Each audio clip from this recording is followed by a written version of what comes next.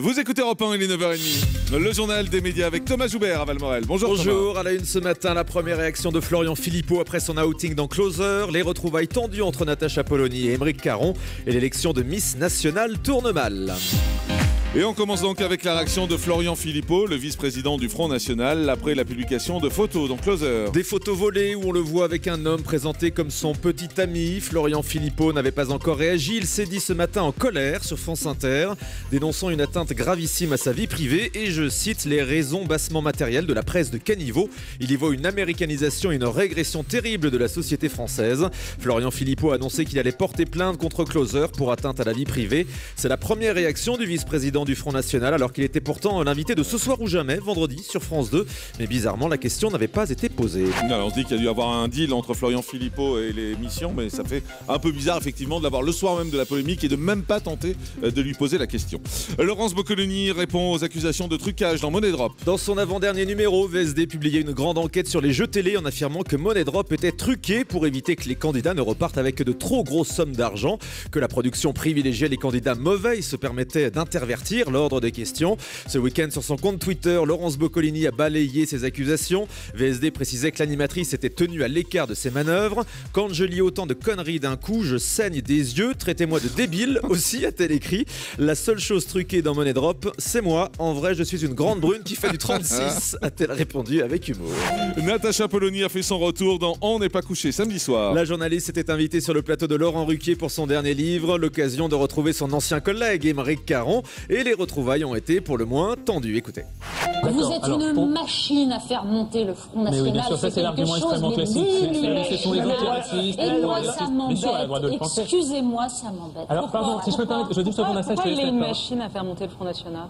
Parce qu'il y a dans cette façon de repousser tous les gens qui ne poussent pas, qui ne pensent pas comme lui, de les repousser dans l'axe du mal. Est-ce que je peux juste terminer ma démonstration et vous répondrez juste après, Natacha, si vous me permettez. Justement, il ne faut pas fausser la pensée. Et là, je suis tout à fait d'accord. Désolée. Voilà, je sais pourquoi je suis parti, la petite réaction de Natacha Polony face aux critiques d'Émeric Caron. C'est vraiment la phrase la plus drôle. Le JDD a publié hier un classement des présentateurs télé préférés des Français. Et c'est Stéphane Bern qui arrive en tête selon ce sondage IFOP et Bill&D. L'animatrice de France 2 a déclaré, l'animateur de France 2 a déclaré avoir du mal à s'interroger sur les raisons pour lesquelles les gens ont voté pour lui. Je suis tellement atypique, tellement différent de ce qu'on peut imaginer d'un animateur télé, précise-t-il. Stéphane Bern devant Nagui et Jean-Luc Reichmann. Du côté des journalistes, Laurent Delahousse arrive en tête devant Harry Roselmack et Élise Lucet. Un scandale lors de l'élection de Miss Nationale, ça s'est passé samedi soir à Arras dans le Pas-de-Calais. Il faut rappeler ce que c'est Miss Nationale. Alors Miss Nationale, c'est un concours de Miss différent, on le précise, des Miss France et aussi de celui de Geneviève de Fontenay. C'est le troisième concours. Le troisième, le plus petit honnêtement. Samedi soir, Miss Paris a été élue lors de cette élection, mais juste après, l'ami d'une autre Miss s'est emparé du micro pour dénoncer un trucage. Et là, les langues se sont déliées dans une ambiance très tendue. Écoutez. Ce soir, nous n'avons pas pu voter parce que c'est truqué en fait. Donc c'est dommage, je trouve ça dommage parce que nous étions contents de venir, voilà, on voulait voter, on voulait choisir notre Miss. La Bretagne est condamnée. La Bretagne devait être Miss Bretagne et tout ça a été truqué. Je tiens à préciser aussi que nous avons entendu Elsa dire quoi qu'il arrive, on ne change rien à ce qu'on a dit sur les votes.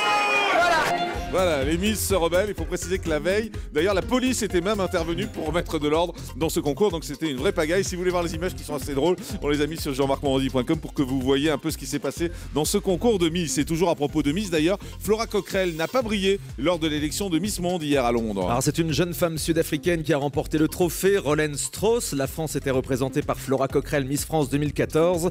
Mais la Miss n'a même pas réussi à figurer dans les 25 premières du concours en étant éliminée avant.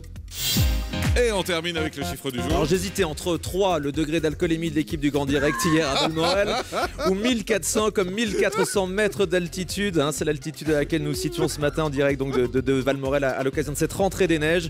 Avec un rendez-vous à midi, Jean-Marc, juste après ce Grand Direct, vous irez inaugurer la piste Europe 1, une piste bleue évidemment. Et puis à 14h, vous retrouverez Franck Ferrand qui présentera son émission Au cœur de l'histoire en direct de ce magnifique village de Valmorel. Merci beaucoup Thomas Joubert. Le Grand Direct des médias, Jean-Marc Morandini.